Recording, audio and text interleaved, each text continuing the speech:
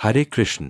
नमस्कार दोस्तों, आप सभी का स्वागत है हमारे YouTube चैनल ज्ञान यज्ञ में। आज हम श्रीमद् भगवद गीता के चौथे अध्याय के श्लोक 1 से 10 तक को समझने वाले हैं। यह अध्याय हमें एक बहुत गहरे रहस्य से परिचित कराता है कि यह दिव्य ज्ञान कोई नया नहीं है, बल्कि यह अनादिकाल से चला आ रहा है। लेकिन समय के साथ यह ज्ञान धीरे धीरे लोगों से दूर हो गया और आज भगवान श्री कृष्ण स्वयं इस ज्ञान को फिर से जागृत कर रहे हैं। इन श्लोकों में हम जानेंगे भगवान के अवतार का रहस्य क्या है, धर्म की रक्षा के लिए भगवान क्यों आते हैं और किस प्रकार इस ज्ञान को समझकर मनुष्य जन्म मरण के बंधन से मुक्त हो सकता है। तो आइए इन गहरे और रहस्यमय श्लोकों को समझना शुरू करते हैं। श्लोक 1। श्री भगवानुवाच इम विवस्वते योगम प्रोक्तवान हमव्ययम विवस्वान मनवे प्राह मनुरिक्ष्वाक्वे ब्रवीत। हिंदी अर्थ। भगवान कहते हैं, मैंने यह अविनाशी योग पहले सूर्यदेव को बताया था, सूर्यदेव ने मनु को बताया और मनु ने इक्ष्वाकु को बताया। आइए इस श्लोक की सैद्धांतिक व्याख्या जानते हैं।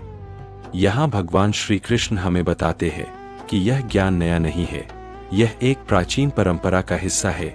ज्ञान की सबसे बड़ी शक्ति यही होती है कि वह समय के साथ बदलता नहीं बल्कि हमेशा प्रासंगिक रहता है।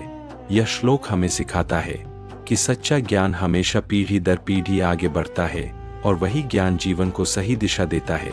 श्लोक 2। एवं परंपरा प्राप्त मिम राजर्षियो विदु सकाले ने महता योगो नष्ट परंतप। हिंदी अर्थ। इस प्रकार यह ज्ञान परंपरा से प्राप्त होता रहा, लेकिन समय के साथ यह ज्ञान लुप्त हो गया। आइए इस श्लोक की सैद्धांतिक व्याख्या जानते हैं। समय के साथ बहुत सी चीजें बदल जाती है और कई बार असली ज्ञान खो जाता है। जब लोग केवल बाहरी चीजों पर ध्यान देने लगते हैं तो अंदर की सच्चाई छूट जाती है। यह श्लोक हमें याद दिलाता है कि हमें मूल ज्ञान को समझना और बचाना जरूरी है। श्लोक 3। स एवाय मया तेदे योग प्रोक्त पुरातन भक्तोसी में सखा चेती रहस्य हेतुत्मम। हिंदी अर्थ। वही पुराना योग आज मैं तुम्हें बता रहा हूँ क्योंकि तुम मेरे भक्त और मित्र हो। आइए इस श्लोक की सैद्धांतिक व्याख्या जानते हैं। यहाँ भगवान एक बहुत सुंदर भाव प्रकट करते हैं। सच्चा ज्ञान हर किसी को नहीं दिया जाता, बल्कि उसे दिया जाता है जो उसे समझने और अपनाने के लिए तैयार हो। जब हमारे अंदर श्रद्धा और सच्ची जिज्ञासा होती है तभी हम गहरे ज्ञान को समझ पाते हैं। श्लोक 4। अर्जुन उवाच अपरम भवतो जन परंजन विवस्वतः कथमेतद विजानिया त्वमादौ प्रोक्तवानिति। हिंदी अर्थ। अर्जुन पूछते हैं, आपका जन्म बाद में हुआ है और सूर्य का पहले, तो आपने उसे यह ज्ञान कैसे दिया। आइए इस श्लोक की सैद्धांतिक व्याख्या जानते हैं। यह एक बहुत स्वाभाविक प्रश्न है। जब हम किसी गहरी बात को सुनते हैं तो हमारे मन में संदेह आता है। यह श्लोक हमें सिखाता है कि प्रश्न करना गलत नहीं है, बल्कि सही समझ की शुरुआत है। श्लोक 5। श्री भगवानुवाच बहूनि में व्यतीतानि जन्मानि तव चार्जुन तानेह वेद सर्वानि न त्वं वेद परंतप। हिंदी अर्थ। भगवान कहते हैं, मेरे और तुम्हारे कई जन्म हो चुके हैं, मैं उन्हें जानता हूँ लेकिन तुम नहीं जानते। आइए इस श्लोक की सैद्धांतिक व्याख्या जानते हैं। यहाँ भगवान आत्मा के गहरे रहस्य को बताते हैं।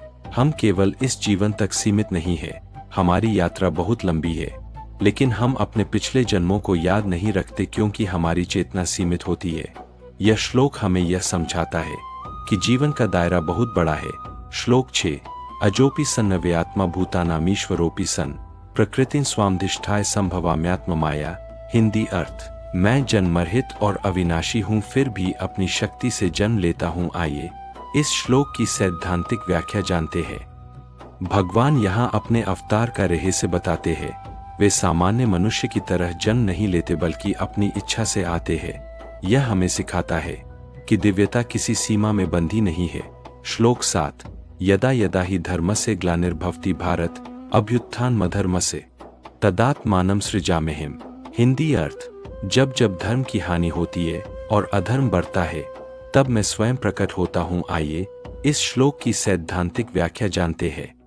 यह गीता का एक बहुत प्रसिद्ध और गहरा श्लोक है। यह हमें आशा देता है कि जब भी दुनिया में असंतुलन बढ़ता है तो उसे संतुलित करने के लिए एक शक्ति अवश्य आती है। यह शक्ति बाहर भी हो सकती है और हमारे अंदर भी। श्लोक 8। परित्राणाय साधूना विनाशाय च दुष्कृताम धर्म संस्थापनार्थाय संभवामि युगे युगे। हिंदी अर्थ। सज्जनों की रक्षा के लिए, दुष्टों के विनाश के लिए और धर्म की स्थापना के लिए मैं युग युग में आता हूँ। आइए इस श्लोक की सैद्धांतिक व्याख्या जानते हैं।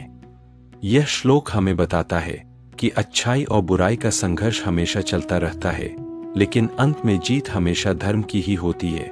यह हमें प्रेरणा देता है कि हमें हमेशा सही के साथ खड़ा रहना चाहिए। श्लोक 9।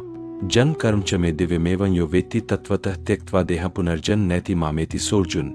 हिंदी अर्थ: जो व्यक्ति मेरे जन्म और कर्म को सही रूप में जानता है वह जन्म मरण के चक्र से मुक्त हो जाता है। आइए इस श्लोक की सैद्धांतिक व्याख्या जानते हैं। यहाँ भगवान कहते हैं कि जब हम दिव्यता को समझ लेते हैं तो हमारा दृष्टिकोण बदल जाता है। हम जीवन को एक बड़े नजरिए से देखने लगते हैं और यही समझ हमें बंधनों से मुक्त करती है। श्लोक 10।